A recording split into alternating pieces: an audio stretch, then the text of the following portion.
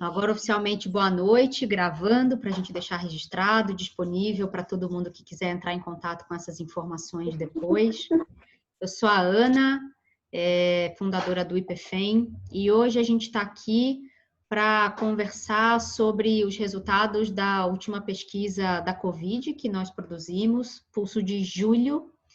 Então, só para lembrar, a gente começou essa pesquisa em 18 de março, então, oficialmente, alguns dias antes da quarentena oficializada no Brasil.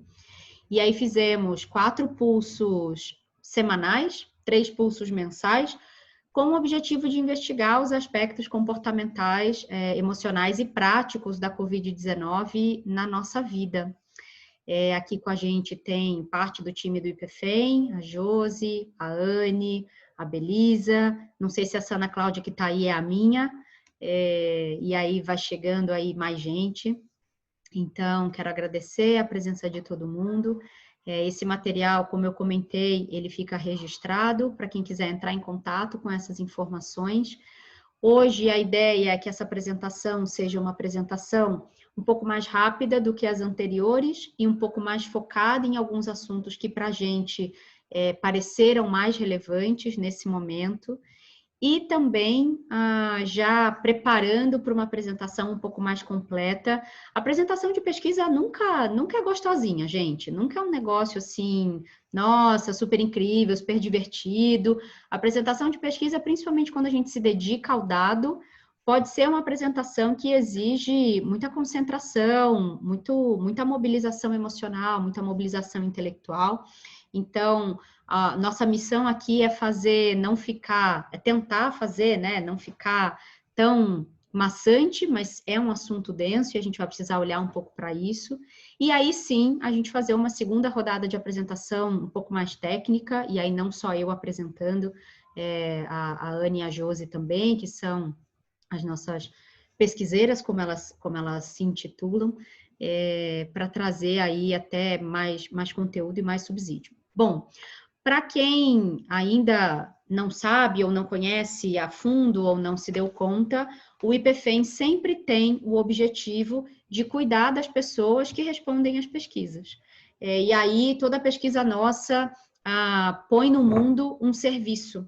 Um dos serviços colocados no mundo por essa pesquisa da Covid foi justamente o apoio terapêutico gratuito, que a gente vai falar um pouquinho daqui a pouco, mais um pouco daqui a pouco. E a gente também vai falar sobre um novo serviço que vai nascer dessa pesquisa para a população LGBTI+, tá bom? Então, eu vou compartilhar minha tela aqui com vocês. Me sinalizem, por favor, se vocês estão enxergando. Sim? Josi, dá para ver? Vou pôr em modo apresentação. Joia. Então, aqui a gente já começa. Obrigada, Anne. Eu vou autorizar aqui que vocês consigam se tirar do mudo, quando vocês, enfim, quiserem. A ideia é que seja uma conversa, um bate-papo. Obrigada, Jéssica. Eu vou estar com o chat aberto aqui também. Então, se vocês quiserem, em algum momento, trazer alguma coisa, perguntar alguma coisa, ou pelo chat, ou pelo próprio áudio, fiquem à vontade, tá bom? Muito bem. Bem, começamos aqui com uma fala. É importante dizer que a gente teve 536 participações, sem impulsionamento e sem compra de painel. Essa é uma informação técnica importante nesse contexto. Foram 536 respostas bem espontâneas, ou seja, não induzidas. E aí, dessas 536 pessoas, obviamente não a totalidade, mas grande parte, conversou com a gente no campo aberto, né, ao final da pesquisa. Então, a Anne teve o cuidado de ler todas as entradas, e isso já conta algo para a gente. Já conta que existe um pedido de espaço de fala, existe um pedido de escuta, existe um pedido de um lugar que seja qualificado e emocionalmente seguro para ouvir o que eu tenho para dizer. Então, essa é uma informação que vocês vão ver que ao longo dos resultados é uma informação que faz bastante diferença, tá bom? No entendimento de como as nossas emoções estão constituídas. Bom, então aqui a gente começa com uma dessas falas, como eu comentei, que diz que quando isso acabar não haverá mais normal, precisaremos criar um novo normal, que é esse tal desse novo normal que está todo mundo falando, que nessa nova criação podemos respeitar mais a natureza, o nosso corpo e outras pessoas, que a empatia seja inserida no novo normal. Me sinto feliz em fazer parte dessa pesquisa. Essa fala é uma fala que pode ser vista de muitos ângulos, né? Então, a gente pode olhar, por exemplo, de um lugar privilegiado, que pode desfrutar de um novo normal ou de uma nova consciência a partir de uma pandemia. A gente pode olhar a partir de um lugar que pode estar conectado ou não com outras necessidades, mas afinal, que novo normal é esse? O fato é que, já adiantando um pouco as más notícias, o fato é que está todo mundo bem escangalhado, né? E aqui no IPFEM a gente fala de um jeito bem direto. Aymara, é assim que fala seu nome, meu bem? Me corrija, por favor. Querida. Pois Sim, sim, esse novo Aymara. normal. Ah, agora eu vi seu rostinho. Tudo bem? Tudo bem, tudo certo. Que bom que eu consegui pegar a Que reunião bom, hoje. que Eu, bom. eu estava dando aula online, que também um novo normal, ou um momento que está todo mundo, Sim, todos os professores estão se adaptando. E sim. acabei de sair de uma aula online e consegui pegar a reunião. Fico feliz. Que bom, fico muito feliz. Você escreveu aqui, Uhum. esse novo normal me causa ansiedade, ainda mais ansiedade. Vamos falar sobre isso também, né?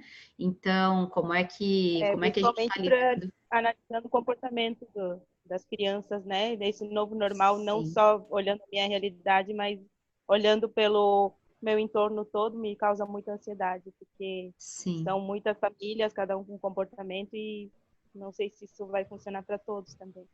Sim, Enfim. eu ouso dizer que não vai funcionar, então eu meio que já abraço essa resposta. E aí hoje a ideia é que a gente construa, Aymara, um racional de como é que a gente pode ter um entendimento maior sobre o que está acontecendo para a gente saber o que fazer com isso, tá? Então eu espero que seja útil para você. Acho que como uma informação para você, além dos pedidos de terapia que nós recebemos para adultos, a gente recebeu inúmeros pedidos para crianças e adolescentes, o que fez a gente começar a mapear no Brasil instituições que possam receber essas pessoas. Mas já é, assim, bem pacificado que depois dessa pandemia, o rebote, né, uma segunda pandemia, vai ser uma pandemia de enfermidades em saúde mental. E a gente Não precisa acredito. começar a se preparar para isso, tá bom? Sim, sim. Então, bem, aqui a gente tem um pouquinho de linha do tempo, só para quem ou está chegando agora, ou para quem já estava antes acompanhar um pouco da evolução. A gente começou lá, né, na semana de 18 a 24 de março, exatamente na semana anterior ao decreto da quarentena no Brasil. E aí a gente teve 352 participantes ao longo das semanas, esse número oscilou bastante, muito vinculado a um cansaço, a um esgotamento, a um lugar de confusão mental, quando naquele primeiro mês a gente ainda não sabia nada, né, de como ia ser, o que ia acontecer, as condições econômicas, muitas coisas políticas acontecendo, e aí a gente veio para as outras ondas mensais, aí sim, também trazendo um pouco de oscilação de pessoas, mas olha que interessante, quando a gente fala de apoio terapêutico, até maio, junho, na verdade, meados de junho, a gente tinha já 39 pessoas atendidas, o que a gente achava que era um negócio assim, nossa, estamos prestando um super serviço. Para quem não sabe, o IPFEM é uma ONG, né? Então, assim, hoje todo mundo que vocês veem trabalhando no IPFEM, nós somos inteiramente voluntárias, inclusive o que precisa ser custeado, a gente custeia do nosso trabalho. Estamos aí no caminho de construir uma captação de recurso, constituir questões jurídicas, etc. Mas hoje é o nosso trabalho, é a nossa doação de tempo, de dinheiro para fazer tudo, né? E das pessoas que estão com a gente também. E aí, com 39 pessoas, a gente achou que a gente estava fazendo um puta trabalho. Assim, nossa, estamos bem pra caramba, olha como a gente está fazendo bem para o mundo. A gente já estava se achando assim, a última, como diz em São Paulo, né? A última bolacha do pacote. Eu digo o último biscoito do pacote, porque eu sou carioca, mas enfim. E aí, chegamos em julho.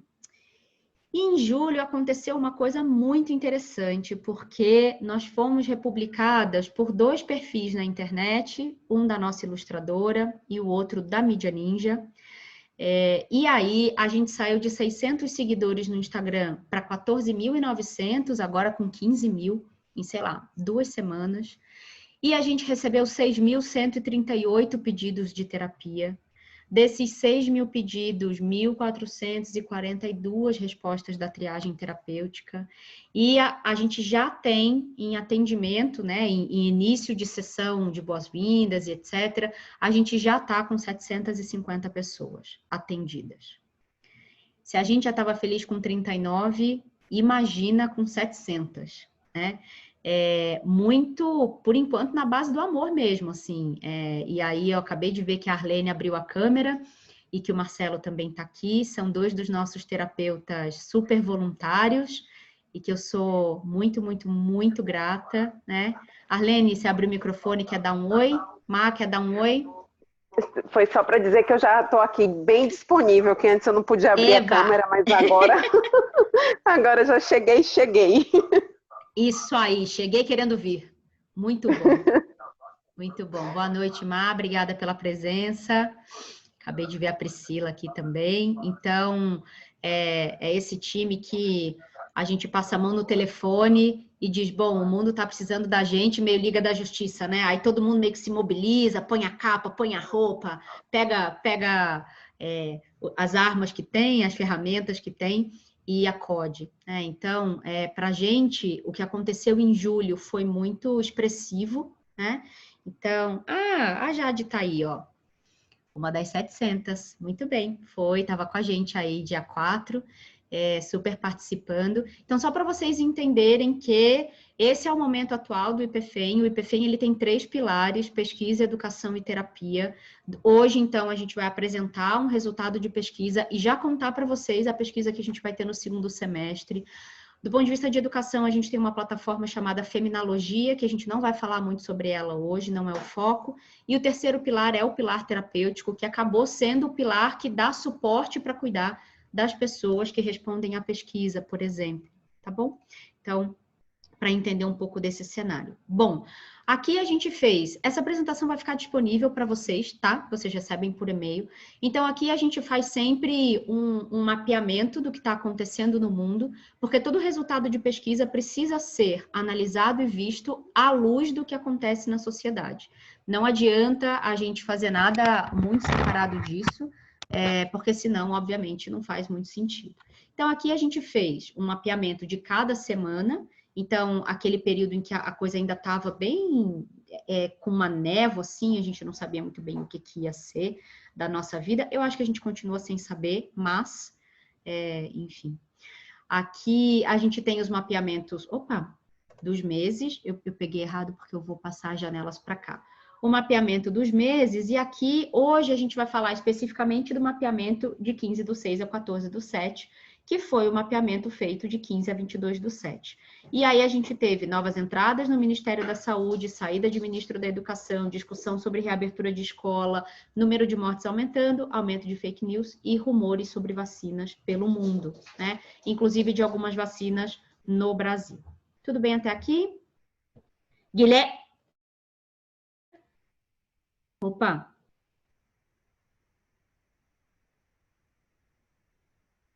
Eu entrei no mudo? Entrei, voltei.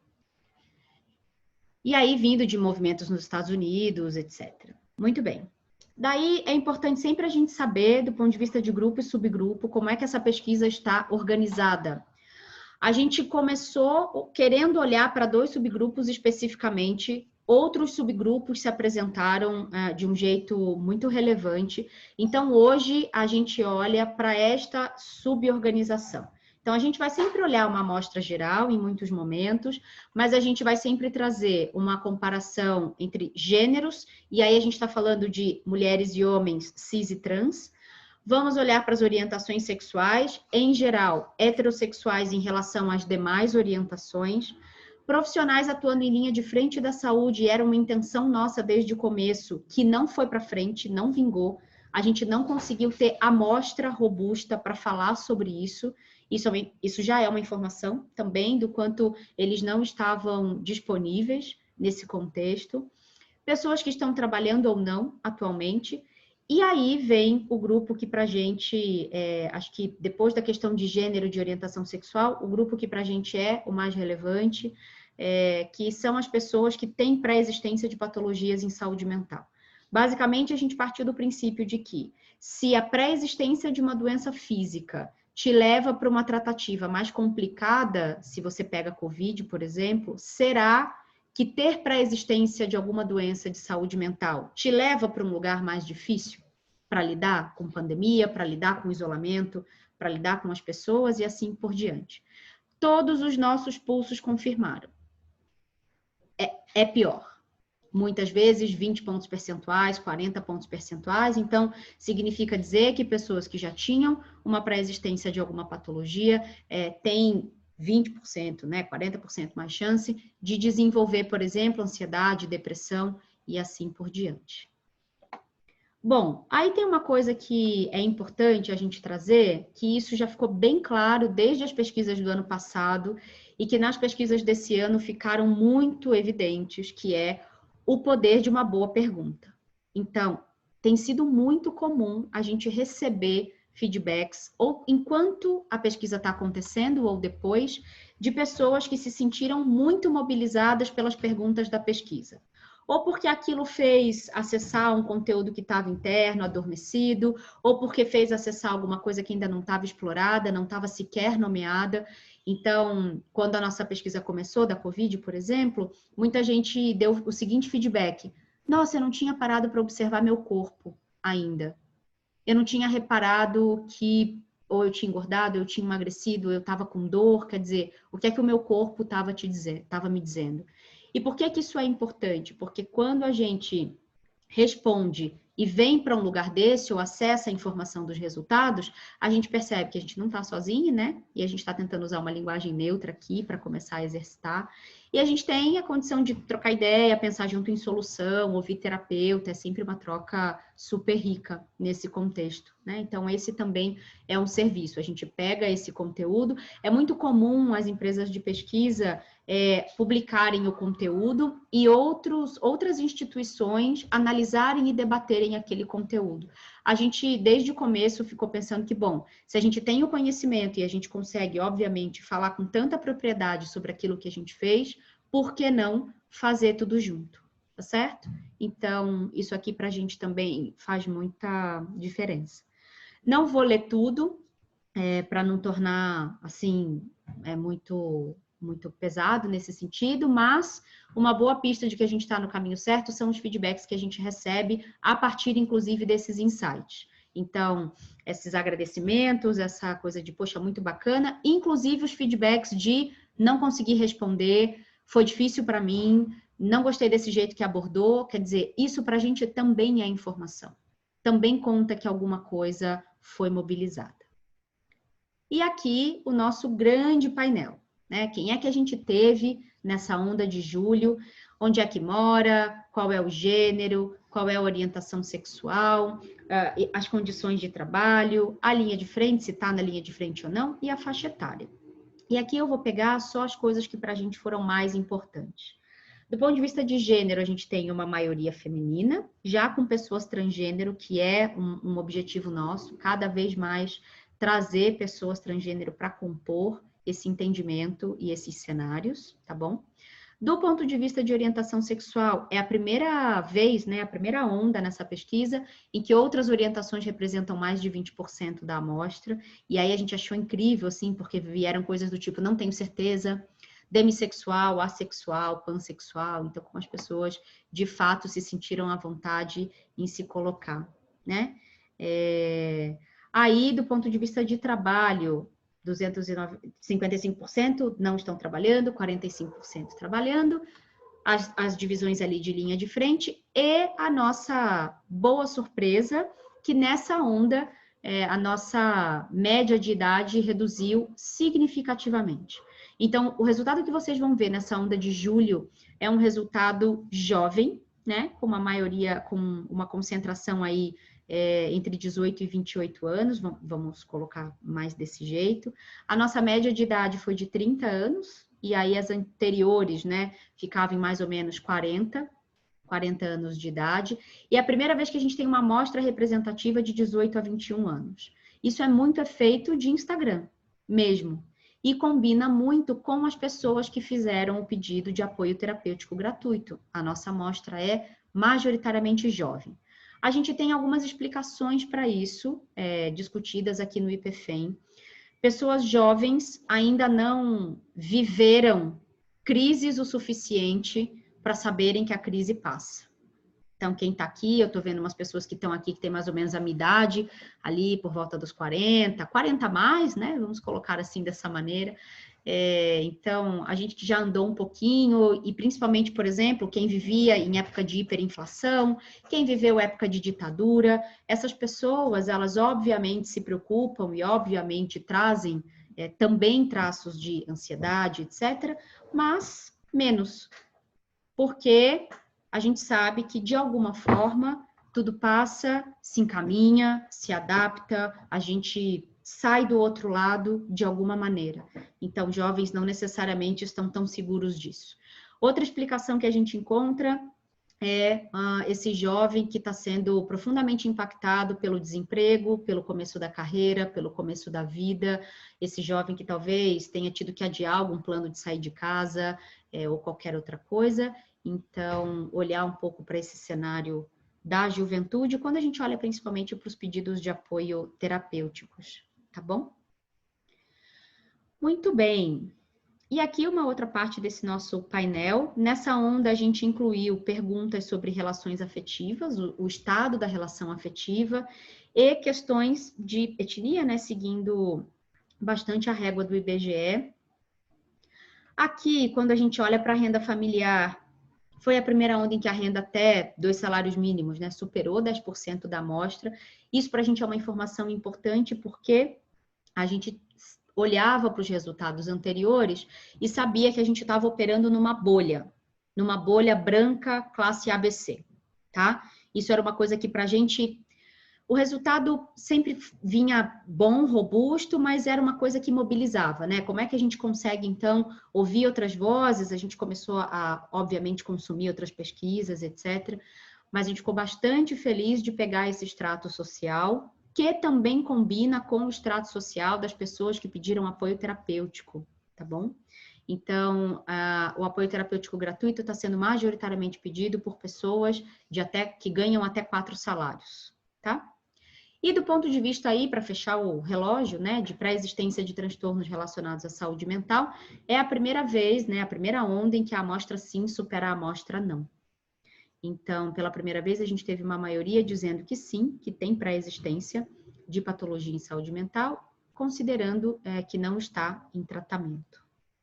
Então, já é uma amostra que, de largada, não é uma amostra facinha, vamos falar dessa maneira, né? Não é uma amostra que está tranquila ou que está... Eu acho que ninguém está tranquilo, né?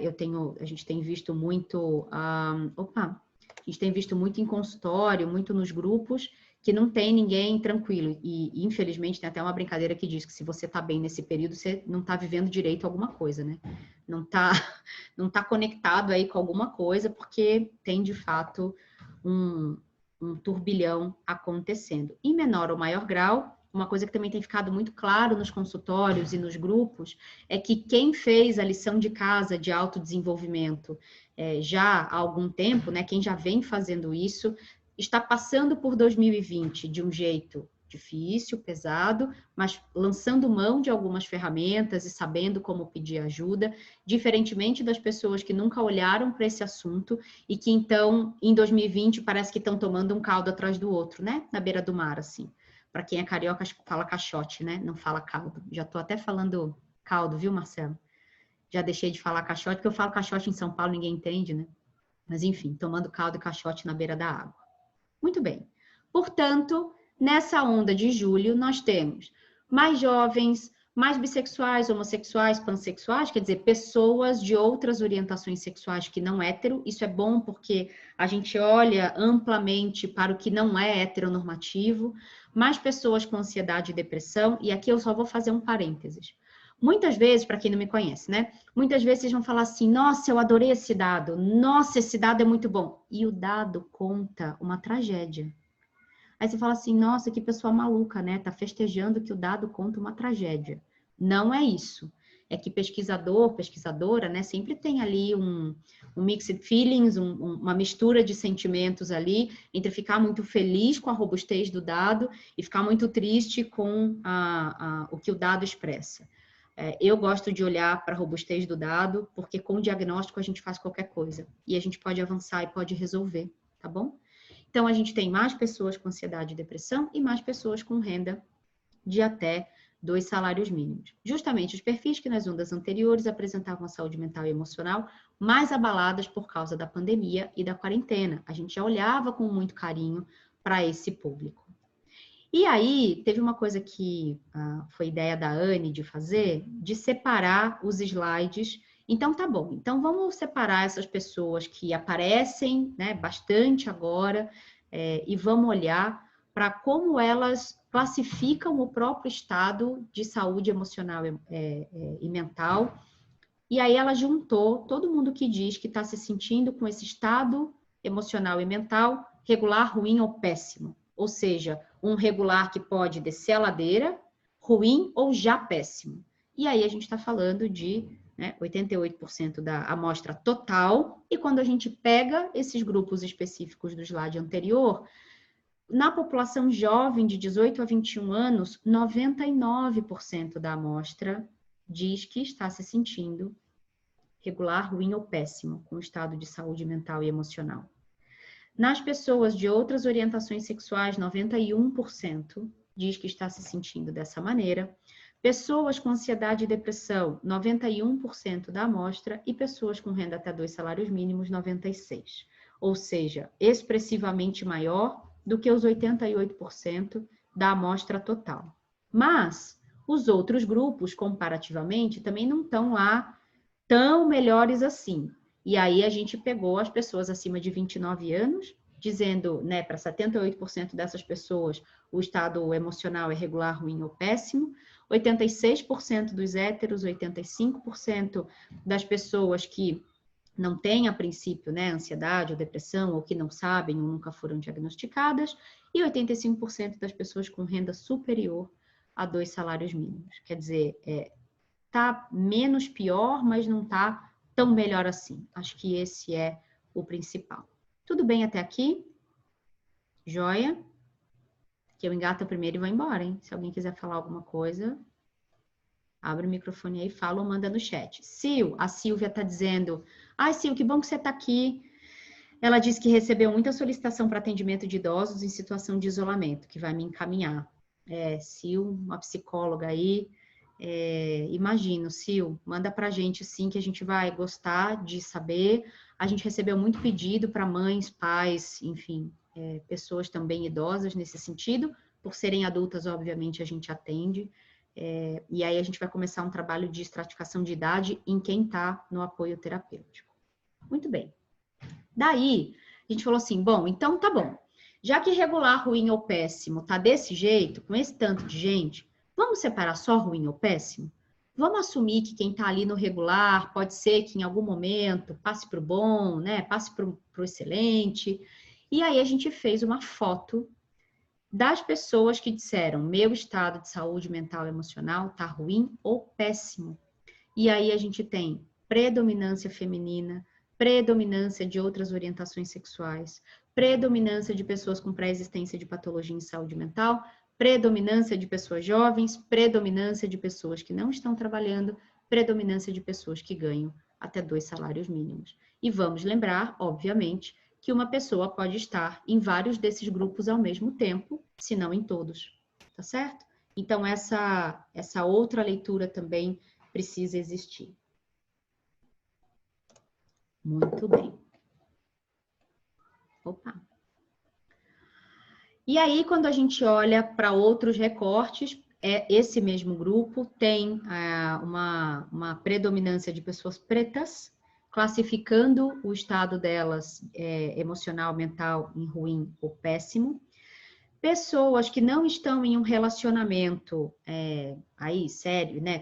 Casado, união estável, morando juntas, basicamente era essa a diferença, ou sem qualquer tipo de relacionamento, e pessoa que reside com uma ou mais pessoas. O que é importante a gente olhar aqui? Você vai falar, poxa, mas as pessoas que estão, entre aspas, sozinhas, sem relacionamento, a princípio, sem morar com alguém, elas estão piores, mas as pessoas que moram com mais de uma pessoa estão piores também? Então, o que é isso, né?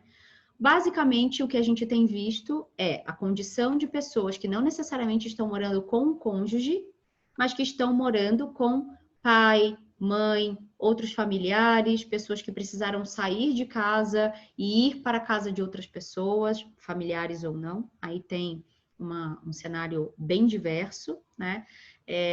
Ou receberam pessoas em casa, também tem essa circunstância. Então, a gente precisa olhar o quadro como um todo. Muito bem. Agora a gente vai entrar, portanto, nas dimensões da pesquisa. Quando a gente fala de saúde mental, né, saúde mental e emocional, o que a gente detectou foi um turbilhão de emoções, assim, e muito sentimento contraditório. Sabe aquela coisa do te amo, te odeio, me amo, me odeio, agora eu tô feliz, agora eu tô triste, agora eu quero, agora eu não quero, agora, né? Tem muita coisa na internet falando sobre isso e os números confirmam, tá? Aqui tem algumas falas, né? Sinto que estou beirando a loucura, tem sido um período muito complicado, já estava ruim, parece que piorou. Instabilidade emocional muito mais frequente, sinto um misto de coisas, então tem umas falas que reforçam muito essa nossa percepção. Sei que é um momento de aprendizado, mas ando muito angustiada, né, para conseguir me concentrar e refletir sobre tudo. Então, ao mesmo tempo que tem esse lugar desenhado do privilégio para quem consegue estar em casa, para quem consegue ter comida, e ter esse tempo aí para olhar um pouco para esse lugar da, bem entre aspas, evolução, né, pessoal, espiritual, etc. Ao mesmo tempo que tem esse lugar por uma compreensão maior desse todo, isso vem acompanhado de muita cobrança e de muita oscilação de humor. Então, a gente está entrando em contato com pessoas que saem para ir num sítio ou saem para ir numa praia e se sentem culpadas, ou saem para ir visitar alguém e se sentem culpadas. Então, o que é que está acontecendo dentro da gente? O que é que está acontecendo dentro de vocês? E aí, aqui, tem algo que é muito interessante do ponto de vista de dado. Nas outras fases, né, nos outros pulsos, a gente cortava o resultado em 30%. O que será que aparece para mais de 30% da amostra? Né? O que será que tem, o que será que existe para mais de 30% das pessoas? Em maio, chamou muito a nossa atenção, pela primeira vez, ter aparecido confiança e esperança. Então, vamos lembrar que lá em maio, terceiro mês de quarentena, a gente ainda não estava nesse lugar tão... nesse lugar político, principalmente do Ministério da Saúde, tão esticado, né? Vamos chamar assim. Ainda tinha um pouco, puxa vida, esse pensamento de que talvez não dure tanto... E aí vinha, né, saiu o auxílio emergencial, então tá bom, então agora a gente vai. Foi o único pulso que apareceu isso, tá, gente? Que assim, junho já veio, já não apareceu mais, e aí apareceu a raiva, coisa que não aparecia em maio. Então tem uma raiva, tem uma coisa assim, que a gente não sabe nem do que a gente está com raiva. Se a gente está com raiva do vírus, se a gente está com raiva de política, se a gente está com raiva de quem está furando a quarentena, de quem está usando máscara na testa, a gente não sabe muito mais de quem é que a gente está sentindo raiva, tá certo? Então, o fato é que em julho a gente não dividiu a gente não fez o corte em 30%, tá? A gente fez o corte em 50%.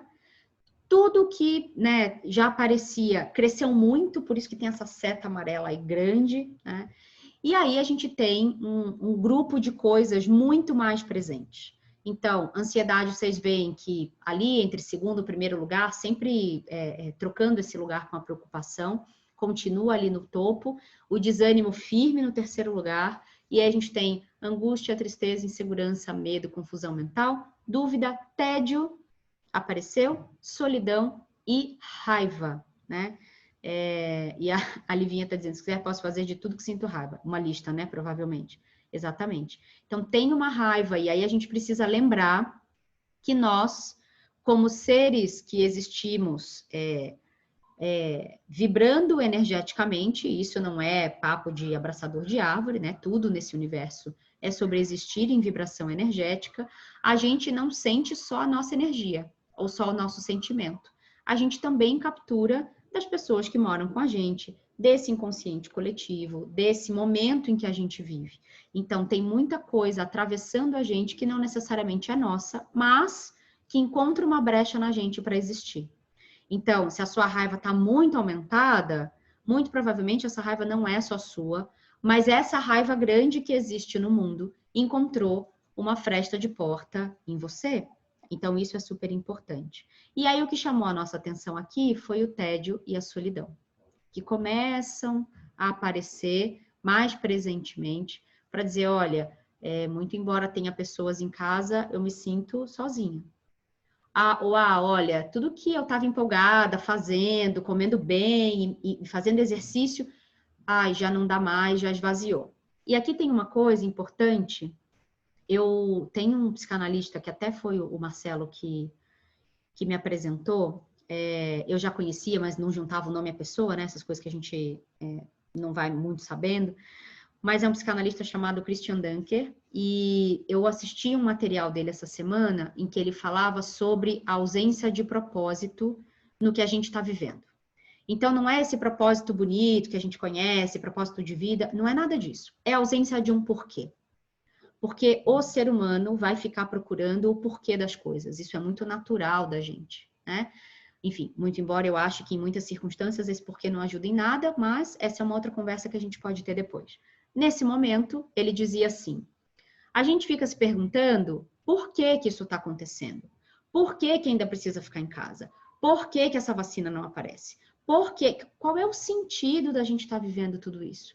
Qual é o sentido de eu estar presa em casa, preso em casa, se tem tanta gente na rua? Então, essas ausências de sentido particulares e coletivos vão levando a gente para esse lugar da raiva, vão levando a gente para esse lugar do desânimo, tá certo? Então, gostei muito dessa visão dele e achei que combinava com o que a gente tá trazendo aqui. A Rita está dizendo muita raiva contida, a Jade está dizendo que interessante que mesmo que pouco, mas a preocupação não está tão grande quanto a ansiedade. Exatamente, né? Aí, Jade, tem uma coisa assim que a gente captura um pouco esse sentimento de que o pior já passou e que agora tem outras coisas para a gente se preocupar. Efetivamente um lugar econômico complicado, efetivamente um lugar de saúde mental mais complicada. E aí a Aymara está perguntando, mas isso acontece com pessoas que já sentiam raiva com frequência antes da pandemia? Olha, Aymara, a gente não perguntou sobre pré-existência desse tipo de sentimento antes da pandemia, tá? Sim, pode ser um recorte, né? Pode ser um caminho. Se a pessoa já era naturalmente raivosa, pode ser que isso tenha amplificado. Por quê? Isso combina com uma coisa que a gente está falando desde o começo. Nos parece, por tudo que a gente está acessando e por todos os resultados que a gente está vendo, que a pandemia ela não inaugura nada do ponto de vista emocional. Ela amplifica coisas. Ou ela coloca lente em coisas que não podem mais ser deixadas para depois. A gente pode traçar algumas linhas transversais entre nós aqui, que estamos aqui, por exemplo, né? Nós somos agora 21 pessoas, então, muito provavelmente a gente vai encontrar traços em comum na maioria de nós, se não em todos, né? Mas, particularmente, cada pessoa vivendo o seu desafio.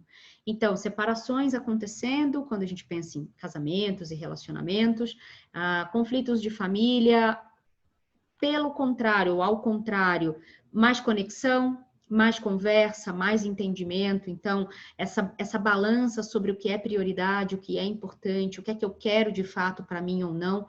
Muito esvaziamento do impossível. Então, isso é uma coisa que a gente tem falado no IPFEM. Eu fui executiva de RH por 20 anos e por 20 anos eu tentei emplacar home office em vários lugares diferentes. E o que eu ouvia era, não dá certo, não vão trabalhar, não vão cumprir horário, não vai ter produtividade, a gente vai perder esse senso de time. E aí, no máximo, eu conseguia rodar um piloto, botar uma equipe ou botar uma liderança para fazer um home office. Nunca dava certo. E eu ouço isso de muitas lideranças de RH até hoje. A pandemia começou, eu vi empresa onde eu trabalhei virar home office em 3 semanas. Porque ou era isso, ou morria. Eu vi o Conselho Federal de Medicina autorizar a consulta de telemedicina eletiva.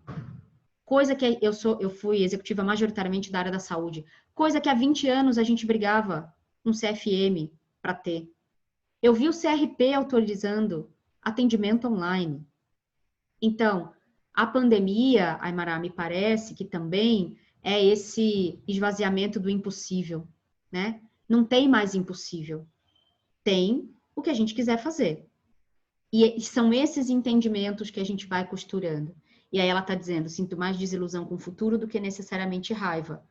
Aí a gente precisaria, não é aqui que a gente vai fazer isso, Aymara, mas o seu comentário é excelente, porque aí a gente precisa ir e diferenciar sentimentos primários de sentimentos secundários. Muito provavelmente a raiva e o medo estão na raiz de 90% disso aqui que a gente está olhando, tá? Então, a gente só separou bastante desse jeito para ficar didático, para tentar dar todos os nomes que as pessoas conhecem e entendem, mas quando a gente olha com um olhar um pouco mais técnico, esses sentimentos primários, eles estão bem na base da maioria disso aqui, né? Aí ela está dizendo, minha percepção é que a pandemia melhora quem já estava na busca do lado bom, piora quem não estava nessa busca do bem ou de se melhorar. Particularmente eu concordo, não posso afirmar isso por resultado de pesquisa, mas se eu te falar sobre a minha percepção particular, eu estou de acordo, Aymara. Sabe essa coisa do separar o joio do trigo? É um pouco por aí. Porque do que eu tenho observado, quem é bom continua melhor, preocupado com quem está em volta, se movendo para que esse tecido social não esgarce tanto, e quem não tinha muita consciência continua achando que não vai dar em nada, que isso não tem importância, que né, tem coisa que é mimimi, que tem que voltar a abrir mesmo, etc. E aí essas coisas vão se desenhando nas relações, que a gente vai olhar daqui a pouco as instâncias de decisão que explicam um pouquinho disso que a gente está falando. Bom, aqui tem algumas falas sobre ansiedade, como a gente vai disponibilizar esse material, a gente quis colocar bastante coisa aqui para identificação, e aí precisa ter cuidado com gatilho, isso é importante, né? Sentiu que disparou o gatilho, pede ajuda para sua rede de apoio, seu terapeuta, sua terapeuta, para a gente, enfim, ou para os órgãos oficiais, né? A gente está falando principalmente de 180, de CVV, etc. E aí aqui era onde eu queria chegar nessa a gente está quase na metade já da apresentação, mas era aqui que eu queria chegar para a gente pensar um pouco sobre essas decisões descentralizadas.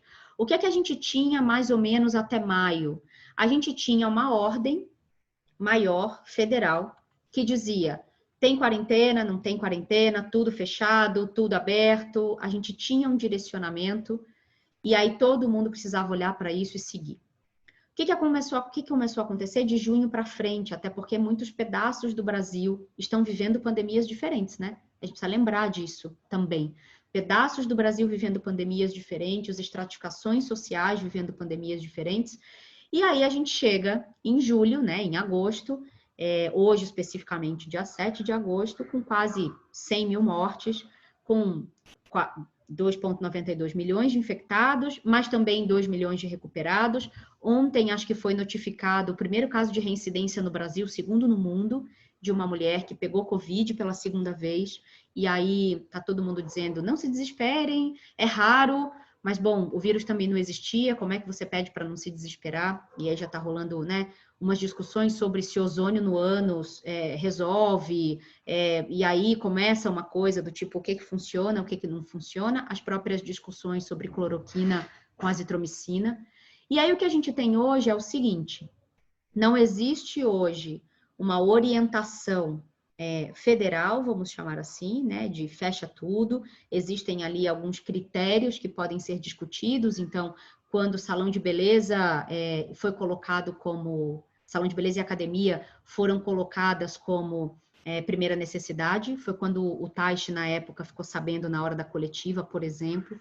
Então, essas confusões já vêm acontecendo e hoje o fato é que a gente não tem uma diretriz. Então, se a gente pensar em esferas, a gente não tem uma esfera maior de orientação e aí a gente vai tendo outras esferas de decisão.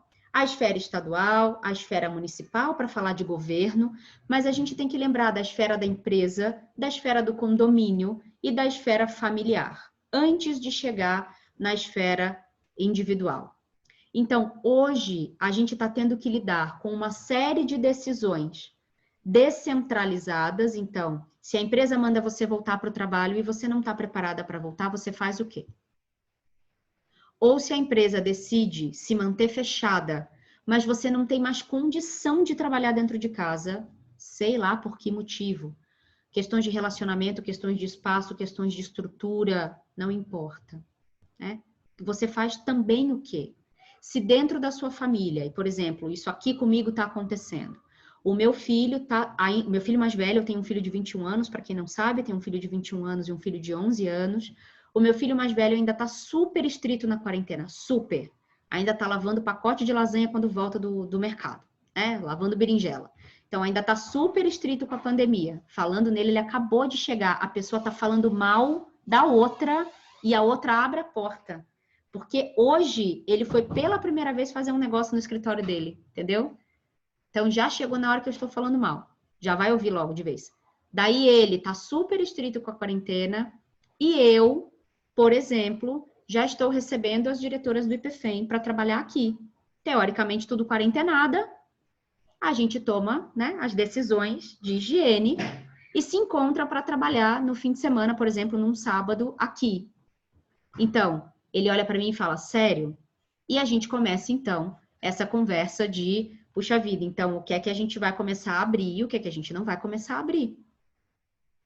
Na esfera familiar. Aí, 2 semanas atrás, recebi um WhatsApp de uma vizinha, que obviamente eu não faço grupo, né? Eu não faço parte do grupo de WhatsApp do prédio, porque tem um ranço de grupo, aquela coisa que todo mundo já sabe, bom dia, bom dia, bom dia, bom dia, não acontece. Então, eu não estou no grupo de WhatsApp do prédio, e aí a minha vizinha super querida me mandou uma mensagem falando, viu, a gente vai fazer um abaixo-assinado para abrir a piscina e abrir a academia, posso pôr seu nome lá? Falei, no caso não, porque não concordo. Ah, mas se abrir, usa quem quiser. Falei, esse é o problema. Porque daí a gente particulariza uma decisão que tem impacto no coletivo. E aí, decisões descentralizadas exigem habilidades que não necessariamente a gente tem desenvolvida. Porque o olhar do coletivo a gente não tem desenvolvido. A capacidade de mediação e de democratização e de influência e de negociação, não necessariamente a gente tem desenvolvido.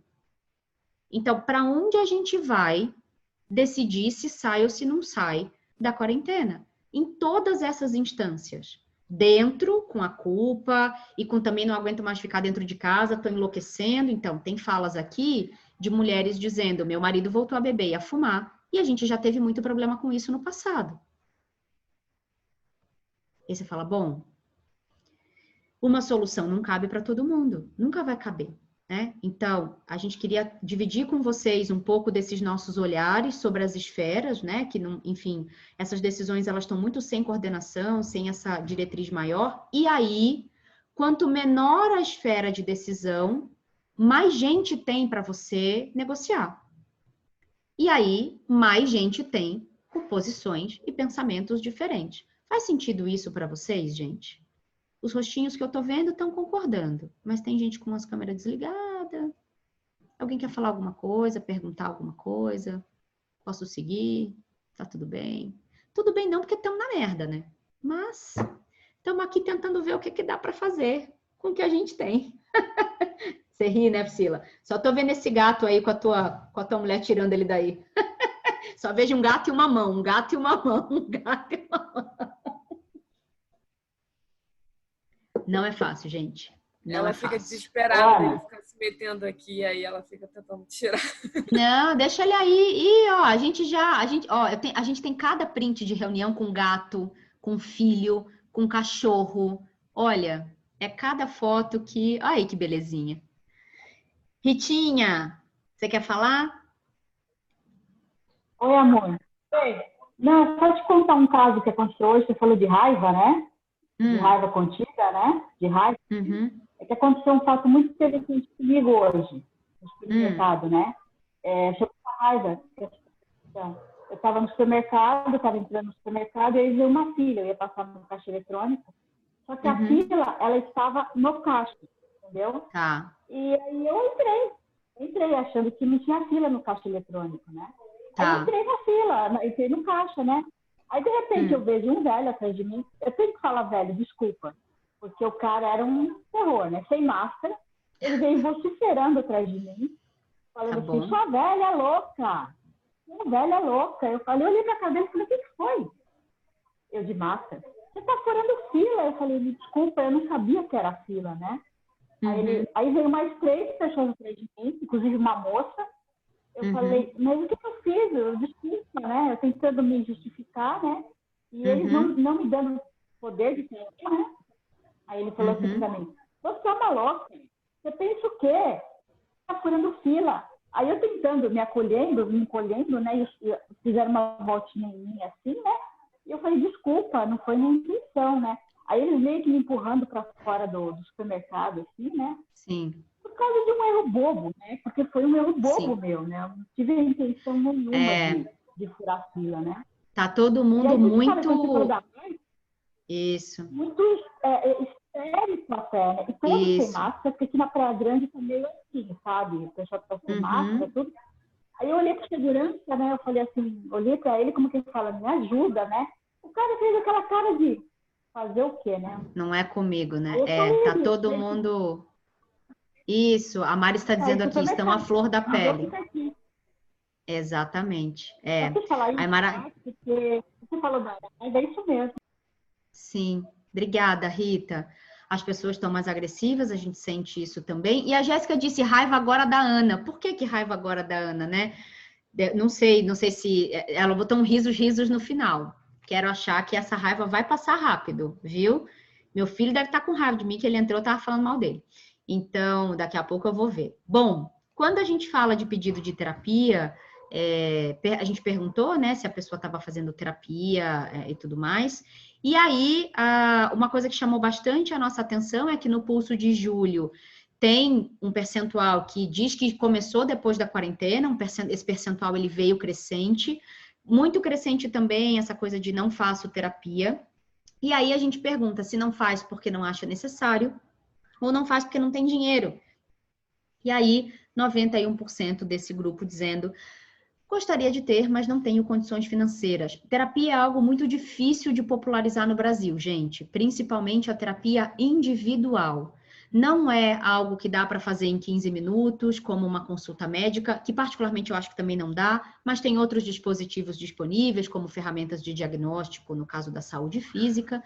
No caso de saúde mental, não dá. Um jeito de popularizar é tornar isso ou subsidiado de alguma forma, ou fazer em grupos, com ferramentas específicas, que é um pouco do que a gente está tentando fazer aqui. Então, por nível de criticidade, a gente encaminha para atendimento individual ou, enfim, atendimentos em grupo, a depender da necessidade, tá?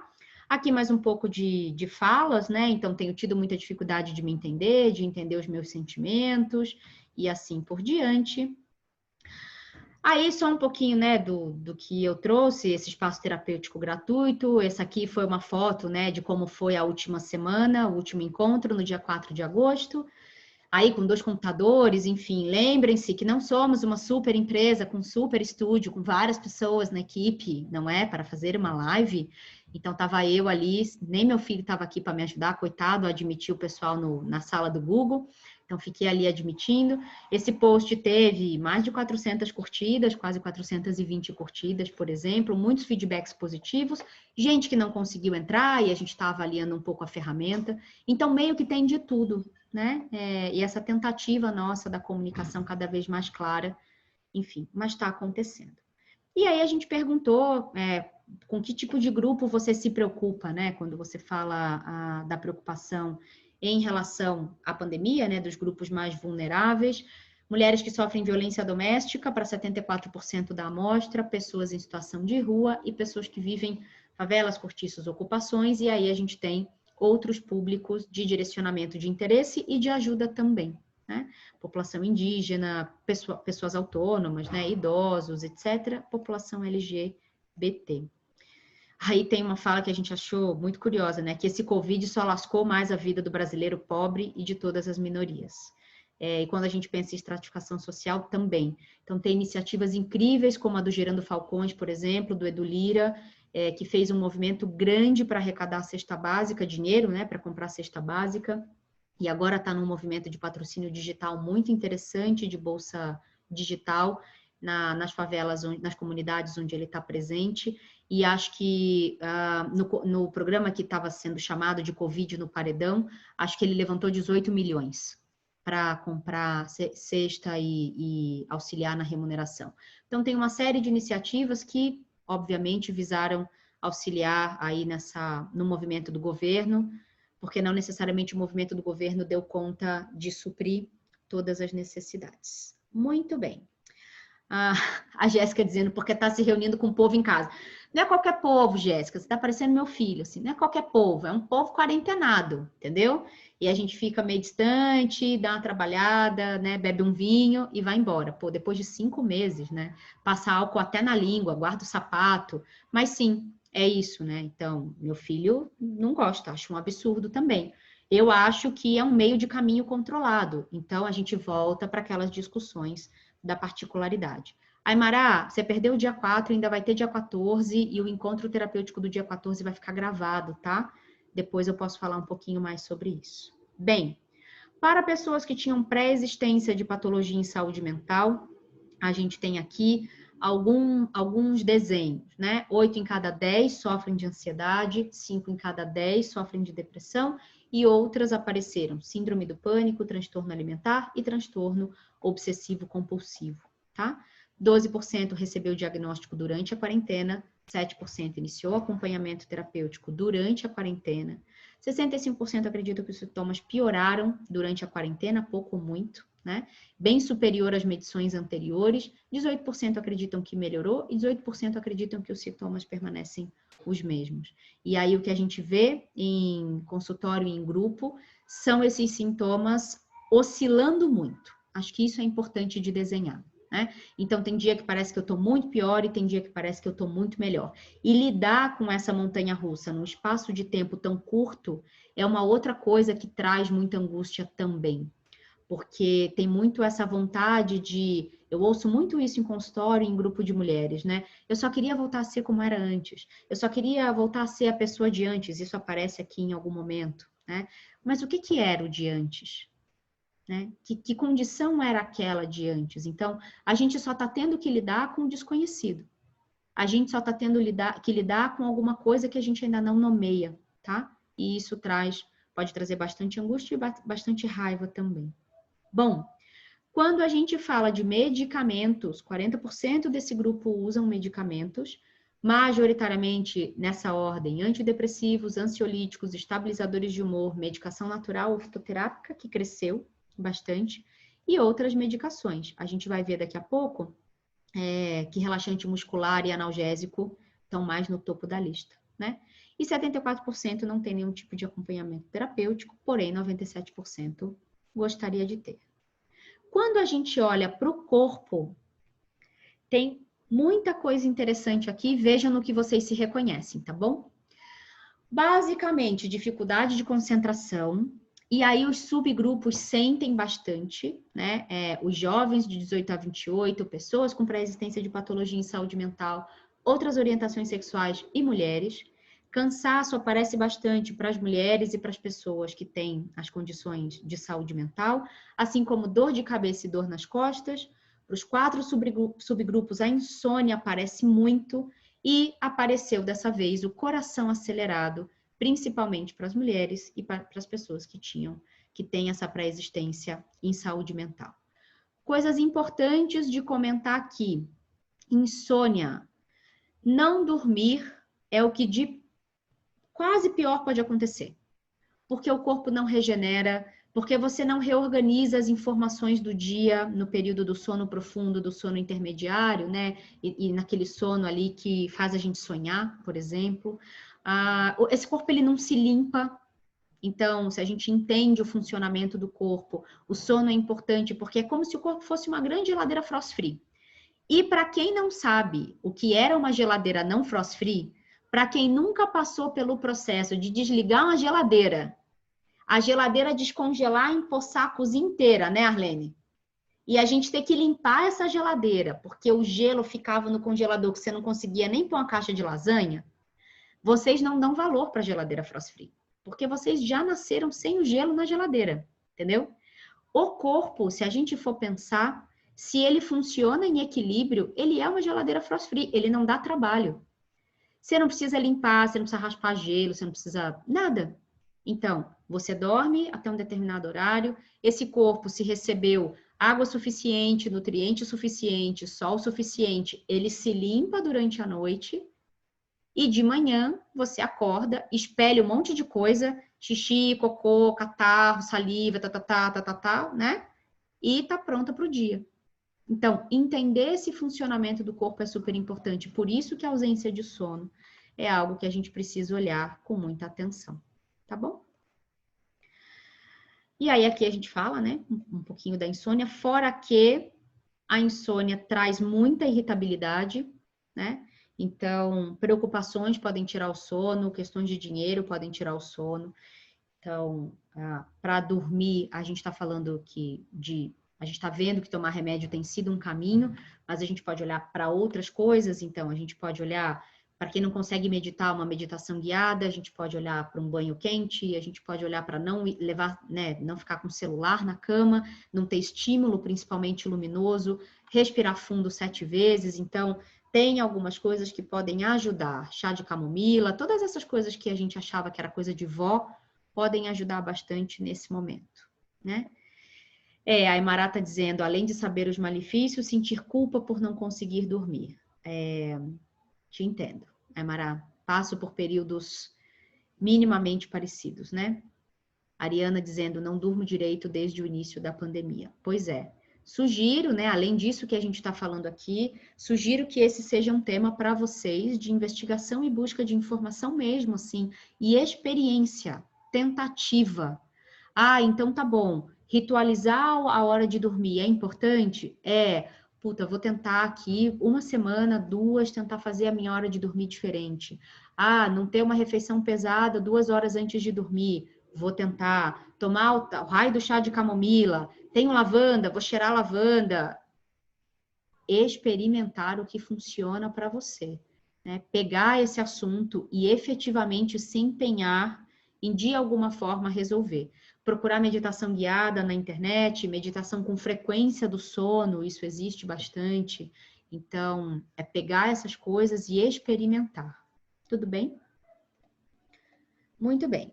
Aí, como eu falei, a gente vem aqui para a utilização de remédios, uma média de 3 medicações por pessoa, com os nossos queridinhos analgésicos e relaxantes musculares, medicação para dormir, aparece em 3º lugar.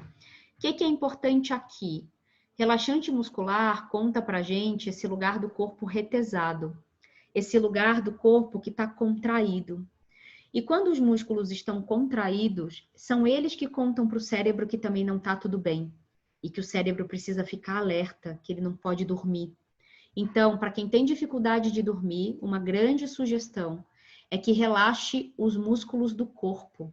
Não com a cabeça, mas com água quente, com bolinha de tênis? Ou se você mora com alguém, pede para mexer nessa parte muscular aqui dos ombros, na parte que desce das costas, quem tem problemas na lombar, etc. Bolsa de água quente, olha o que tem aqui. Eba!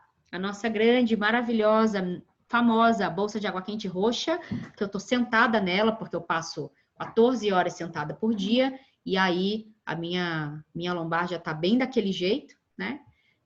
Então, entender que o relaxamento do corpo, a respiração profunda, a meditação guiada que relaxa desde o dedo do pé até o topo da cabeça, pode parecer besteira, gente.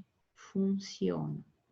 E aí, a hora que o músculo relaxa, por exemplo, num banho quente, que você se estica, ou quando você acorda e você se estica, o músculo relaxado conta para o cérebro que está tudo bem. E aí o cérebro olha para o músculo e fala, bom, se você diz que está tudo bem, para mim está tudo bem também, vamos aqui ficar todo mundo bem, até o próximo problema, entendeu? Então, cuidem do relaxamento dos músculos de vocês, na medida do possível, sem medicação. Ok? Muito bem. E aí, para 76% da nossa amostra das pessoas, né? 76% das pessoas notaram alguma mudança no corpo, diminuição de disposição, ganho de peso, aumento de dores, vontade de consumir mais álcool, eu tô aqui nesse lugar, e perda de peso, eu também tô aqui nesse lugar, mas é que o meu jeito de funcionar, ele é um pouco ao contrário. Quando eu passo por situações emocionais muito demandantes ou muito exigentes, eu não paro de comer, mas o meu corpo consome mais. Então, às vezes eu dou mais espaço, eu já não como, por exemplo, muito de manhã, eu como mais na hora do almoço, mas o meu corpo consome muito mais. Por quê? Porque emoção é sobre consumo energético, tá bom? Então, veja, se a gente não está se exercitando, se a gente não está tomando sol, se a gente não está tendo momentos de prazer, dopamina, ocitocina, hormônios de felicidade em geral, serotonina, não estão sendo produzidos com tanta frequência. Mas se a gente está preocupada, ansiosa, desanimada, com medo, com ansiedade, cortisol e adrenalina estão sendo produzidos e jogados na corrente sanguínea com mais frequência do que antes. Logo, este consumo e este desequilíbrio hormonal, para cada pessoa vai aparecer num lugar. Então, para mim, por exemplo, aparece na perda de peso e na gastrite. É assim que funciona para mim. Outras pessoas engordam e têm dor na lombar. Então, é sempre meio um combinado, é meio como do McDonald's, assim, você pede pelo número e vem alguma coisa combinada ali, né? 2 ou 3 coisinhas, 2 ou 3 problemas, por menores que sejam, por favor, prestem atenção. Não ignorem pequenos sinais do corpo de vocês, tá bom? Cuidem quando tá pequeno ainda. E nesse lugar de consumir mais álcool, por exemplo, aqui tem aquela fala, né, que eu trouxe de que o marido voltou a beber e a fumar e que isso tem um histórico não tão bom, que o consumo de álcool está fora do controle. Lembrando que quando temos situações de prazer suprimidas, o prazer do paladar e o prazer sinestésico estão muito à mão, né? Estão muito disponíveis de alguma forma. Então é natural que a gente coma mais ou beba mais e procure esse prazer nesse lugar um pouco mais do consumo no corpo. Para começar a finalizar, comportamento e relações. Muito bem. O que é que chamou a nossa atenção aqui? 2 coisas especificamente. Aumento deste comportamento de manter distância das notícias, principalmente as mulheres. Então, pessoas que, bom, não quero me informar, não quero saber por enquanto. Eu vou tirar um pouco de férias disso, né?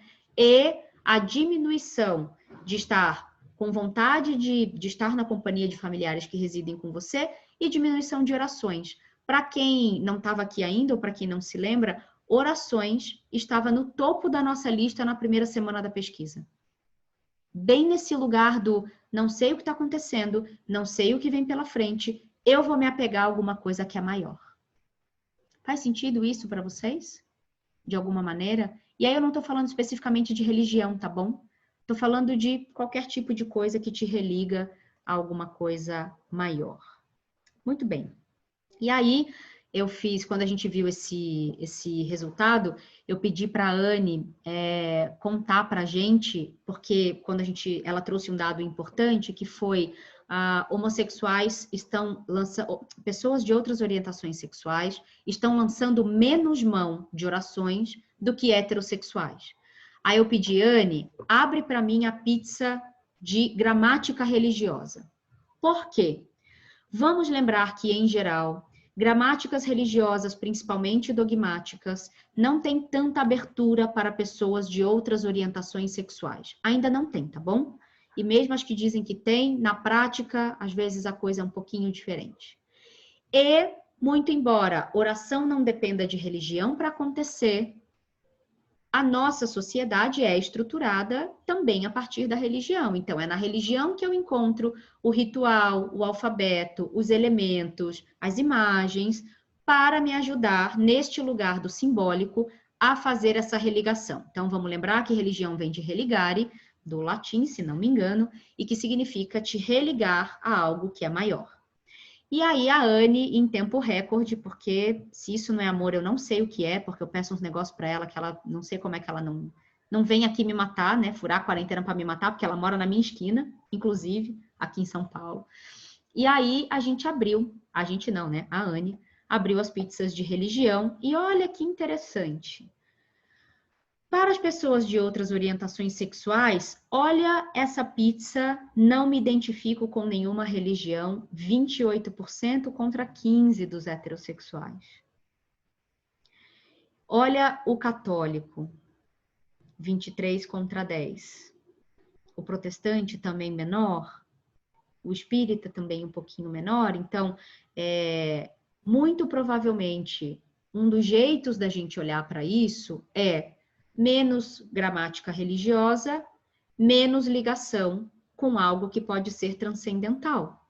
Muito por esse não sou aceita neste lugar, não sou autorizada neste lugar, não sou bem-vinda neste lugar, não sou querida neste lugar. Então, como é que a gente também pode conversar sobre conectar-se a algo maior sem passar por um trilho que seja religioso, né? Então, Marcelo, quer falar? Eu lembro de um evento que eu participei uma vez em Campina Grande, que era um evento de tarô e outras artes do gênero, que junto estava rolando alguma grande convenção Wicca. E aí me chamou muita atenção, porque de uma hora para outra tinha muito bruxo em Campina Grande, lá no meio do Nordeste, e o público majoritariamente LGBT.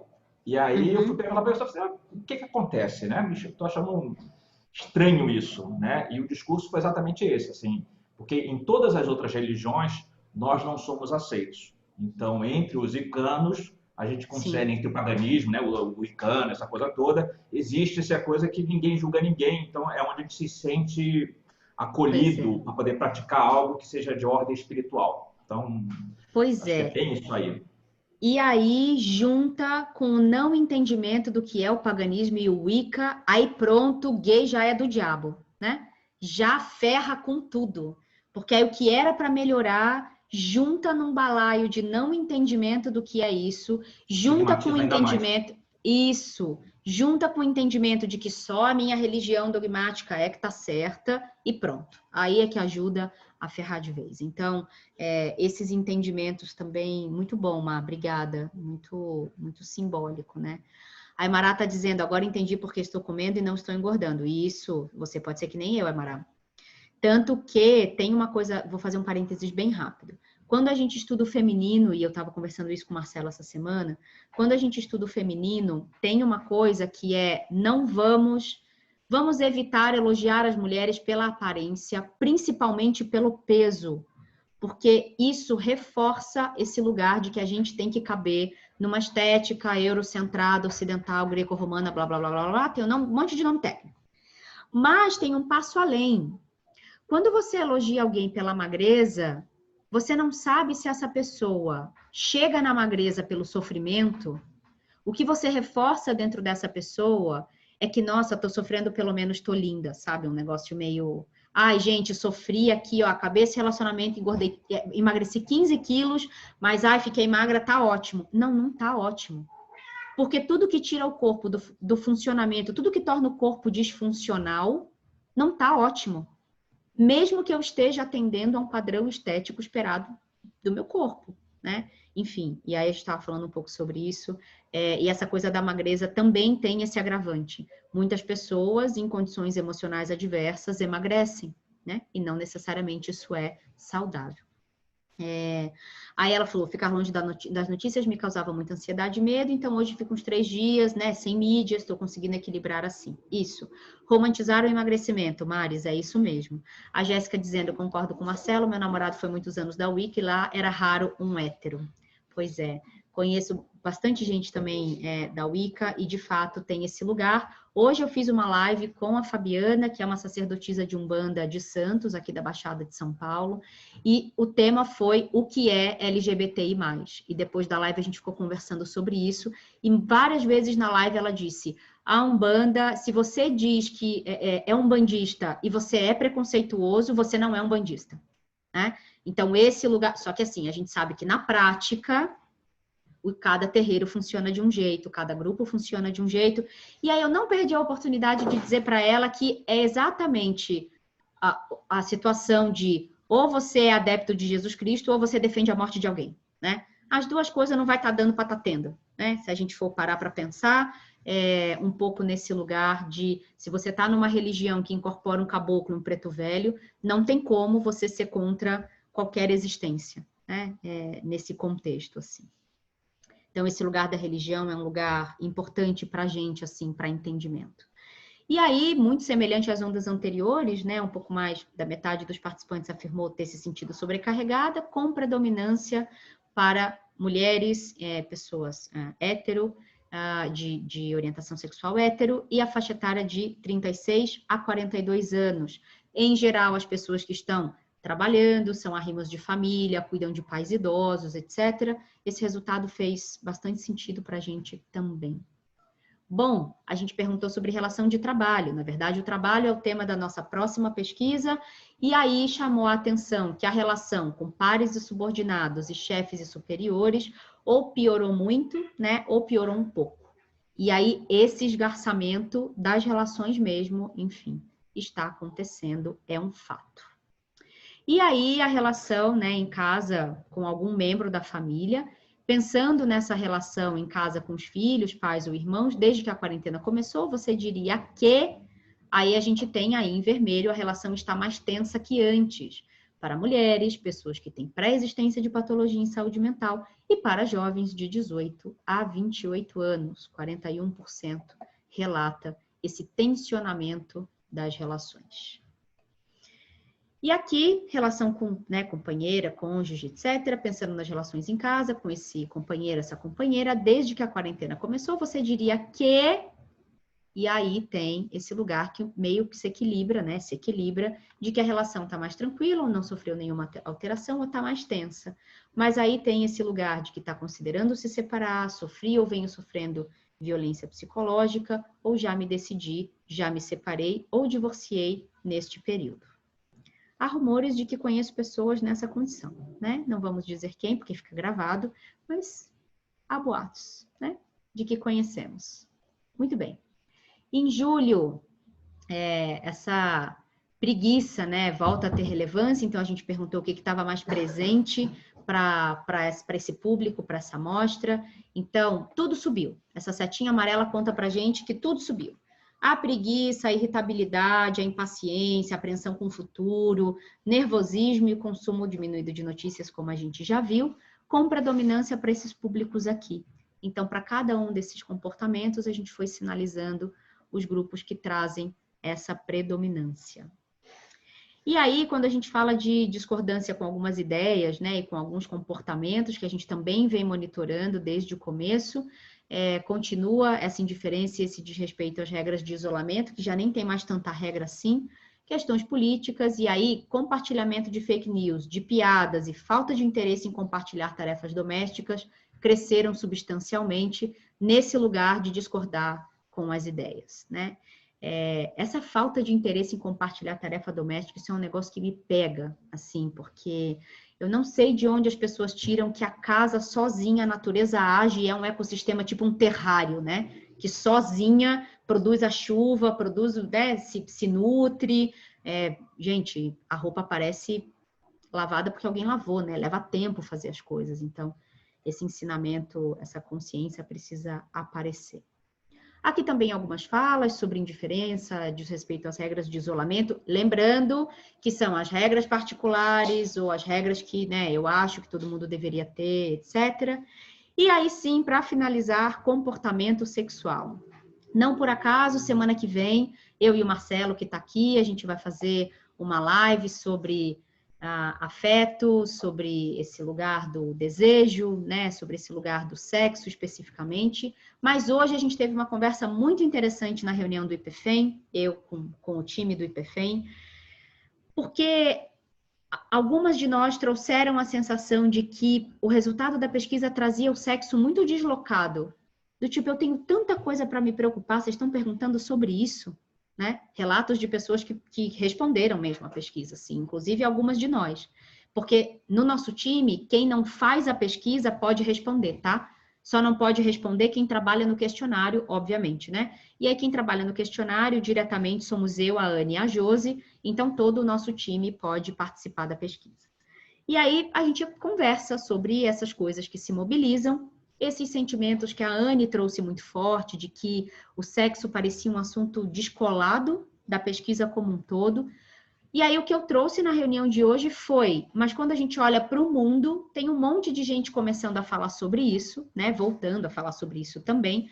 E nesta saída de quarentena, o que eu me autorizei chamar de pré-pós-pandemia, porque a gente está numa pós-pandemia, mas meio num pré, assim, né? Dessa saída, o sexo está começando a ser olhado como esse lugar de, pelo amor de Deus, eu estou há 5 meses dentro de casa sem transar com ninguém, sem abraçar ninguém, sem tocar ninguém. Quer dizer, depende de como você viveu a pandemia, depende de como você viveu a quarentena. E aí a gente recebe relatos de pessoas, principalmente também em consultório, que estão em estado celibatário a quarentena inteira. Né? Fisicamente falando, às vezes até com algum estímulo online, mas fisicamente falando na relação com o outro. Então, de qualquer maneira, a gente trouxe, sendo pertinente ou não, né, para a maioria, a gente trouxe alguns resultados aqui. E aí, como você avalia o seu comportamento sexual, né, nesse período, no período mencionado no questionário, que era de 1 mês antes, e aí vem 82% entre péssimo, ruim e regular. Então, olhando também para esses outros dispositivos disponíveis. Vocês estão falando algumas coisas aqui que eu posso recuperar no final, tá bom? Mas aí a Aymara tá dizendo, depende também como a pessoa estava vivendo o sexo antes da pandemia. Exatamente, se tem parceiro, se tem parceira, se não tem parceiro, se não tem parceira. De novo, a pandemia trazendo essa lente de aumento, né? Se a gente for parar para pensar. E aí aqui tem um painelzão sobre a frequência, né, de várias práticas sexuais que obviamente sofreram mudanças, né? Então, 27% da amostra se masturbando com menos frequência, 25% continua se masturbando com a mesma frequência de antes. Aí aqui, Aymara, tem um pouco esse olhar do antes, tá bom? Isso pra gente era importante como trilho. 18% está fazendo com mais frequência, 9% parou totalmente de fazer. Filmes e sites pornográficos, 15% fazendo menos, 10% igual e 11% fazendo com mais frequência, tá? Práticas sexuais com parceiros fixos, principalmente eventuais, foram as mais afetadas, claro, porque não estava podendo sair. E aí, a prática sexual com parceiro fixo, 19% parou totalmente, né? E aí, esse parceiro fixo não necessariamente mora junto, tá? E para a prática sexual com parceiros casuais, esse número faz bastante sentido, 26% parou totalmente. E aí, a gente olha aqui, né, 7% está fazendo com menos frequência, enfim, 26% para quem tem parceiro fixo e assim por diante. Aqui tem algumas coisas interessantes para a gente olhar, que a gente vai, até eu e Marcelo discutir mais isso na live da semana que vem, mas teve uma conversa, acho que foi no Pulso de Maio que a gente começou a ter, sobre o quanto os relacionamentos sustentam ou não um período de crise.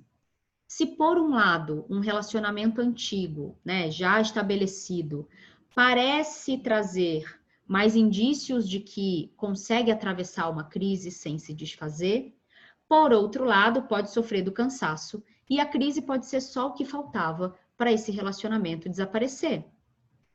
Quando a gente olha para relacionamentos que estão começando a existir ou são, não são tão antigos assim, a gente pode olhar para um lugar de tem a excitação e tem a novidade, e tem essa coisa do quero saber mais, então tem assunto para atravessar um momento de crise.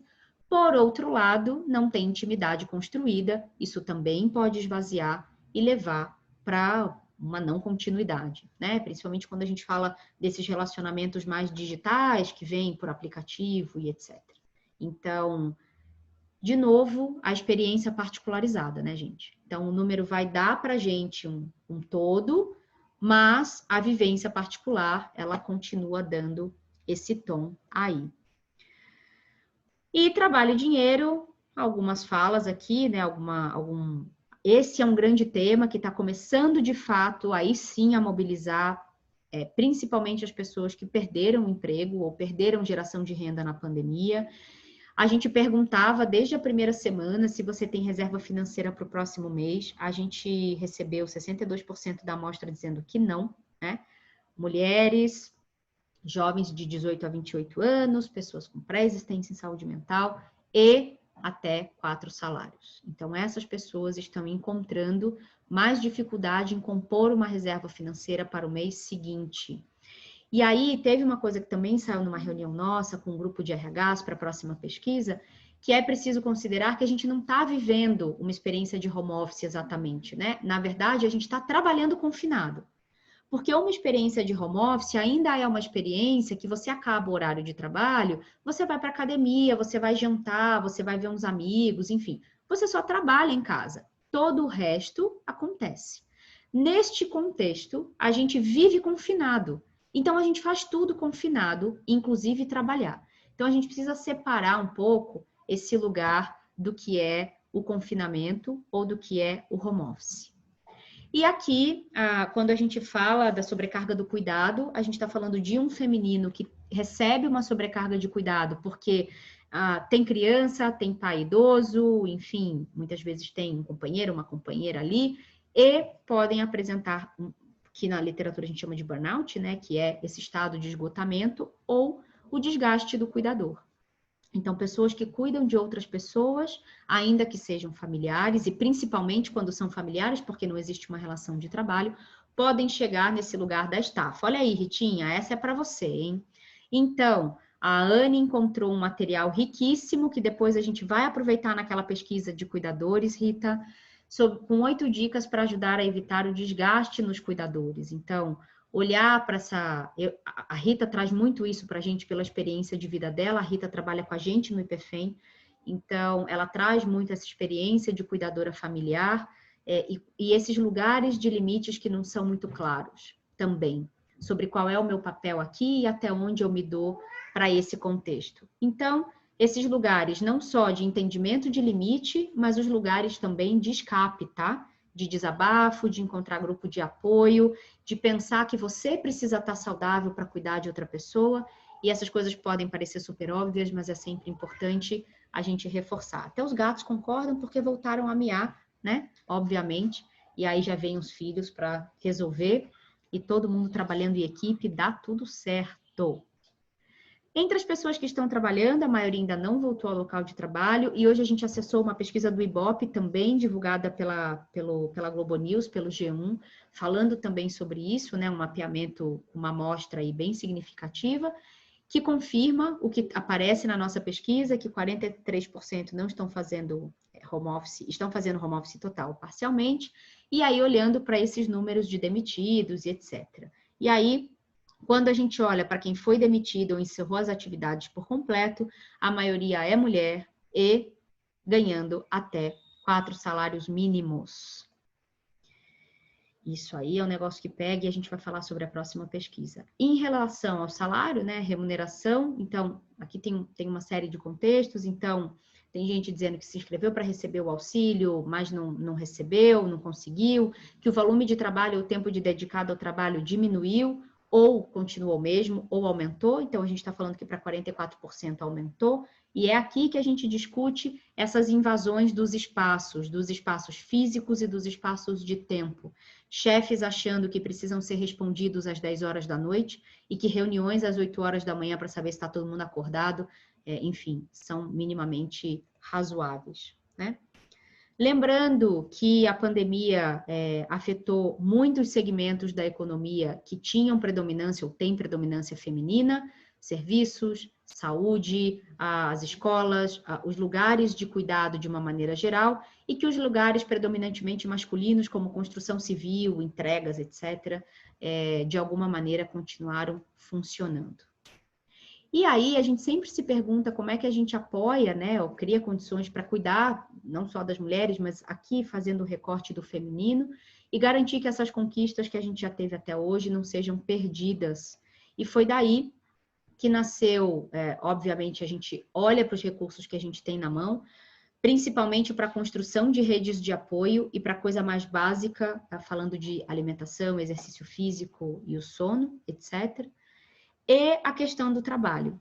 Como é que a gente pode prestar serviço neste lugar do trabalho para essas 7 milhões de mulheres também que deixaram de fazer parte do mercado de trabalho?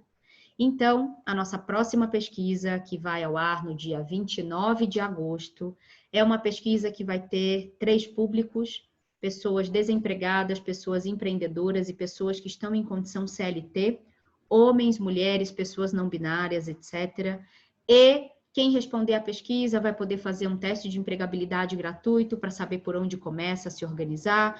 A gente vai montar um banco de currículos, já temos parceria com agências de empregos, com headhunters, com RHs, para encaminhar essa base de dados estratificada por pessoas com deficiência, pessoas LGBT, cor de pele, para que as empresas se tornem mais diversas e queiram fazer esse trabalho da diversidade. E 3 disponibilidades para a área da educação na plataforma da Feminologia. Curso gratuito de recolocação profissional para quem está desempregado, curso gratuito de gestão, comunicação e financeiro para quem é empreendedor e curso gratuito de plano de carreira para quem é seletista. Então, se vocês acham que a gente está parado ou que a gente está trabalhando pouco, segundo semestre também vai ser um semestre de fazer história. A gente tem dito no IPFEM que o ano de 2020 para a gente é sobre fazer história, é sobre contar uma história em 2021, é sobre construir um legado, mas principalmente sobre servir, né? Então eu agradeço, como sempre, porque não adianta a gente querer falar se não tem ouvido que não quer ouvir. Estou muito feliz, já estou vendo umas mãozinhas assim batendo palma. Eu é que bato palma para vocês. Espero que vocês tenham gostado e que queiram estar com a gente nesse segundo semestre, levando aí não só os serviços que a gente oferece, mas as pesquisas e essas mensagens para todo mundo que precisa e para quem não precisa também, porque uma hora pode precisar, né? Então é bom saber que a gente existe. É reunião da Rinode, eu vou. É reunião da Tupperware, eu vou. Qualquer reunião, gente, eu vou, falo do IPFEM, conto o que a gente faz, com toda a alegria, com toda a felicidade do mundo. Para o meu time que está aqui, obrigada, não seria possível sem vocês. E é isso, e fim. Meu nome é Ana e assim falei. Um beijo, um beijo. Obrigada, Anne. Ritinha, Aymara mandando... home office sendo obrigatório desestimula o que antes dava prazer, tornando o trabalho ainda mais exaustivo. Muito bom, hein, Aymara? Gostei, já vou te contratar para estar aqui sempre. Você, a Pri, a Jéssica, todo mundo que participa. Amei. Thalita, muito obrigada. Pode ir embora, viu, gente? Essa é a hora que vocês vão embora, que vocês saem da sala, dão tchau, né? Que eu não preciso botar ninguém para fora da porta, mas também não quero ficar fechando o Zoom. Ninguém vai embora, impressionante. Beijo, beijo, beijo. Tchau.